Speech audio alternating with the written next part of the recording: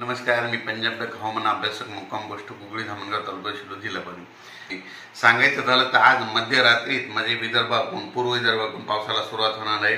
पश्चिम विदर्भात देखील आज मध्यरात्रीत पाऊस येणार म्हणून ही खास करून विदर्भातल्या शेतकऱ्यांसाठी आनंदाची बातमी.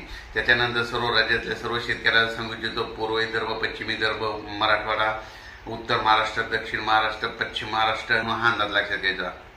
राज्यामध्ये काय झालं की आता जवळपास 60% जवळपास पेरणी झाली आहे आणि 40% लोकांची पेरणी शिल्लक आहे.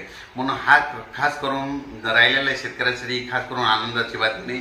आणि ज्यांची पेरणी झाली त्यांच्यासाठी समजा ती सोयाबीन निघण्यासाठी समजा त्याच्यासाठी ही एक आनंदाची बातमी. तुम्हाला एक सांगू इच्छितो की राज्यामध्ये आता हे 2-3 दिवस पावसानं थोडी उघाड दिली होती. काही भागात पाऊस चालू होता, एकदम पाऊस थांबलेला नव्हता, म्हणून हा अंदाज लक्षात येतात.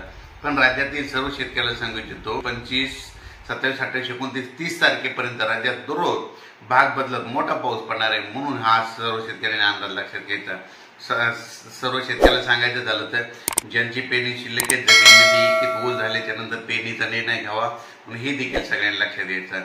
त्याच्यानंतर सांगायचं झालं तर राज्यामध्ये 26 जून, 27 आणि 28 जूनला जरा जास्त मोठा पाऊस पडणार आहे म्हणून ही देखील अंदाज सर्व शेतकरी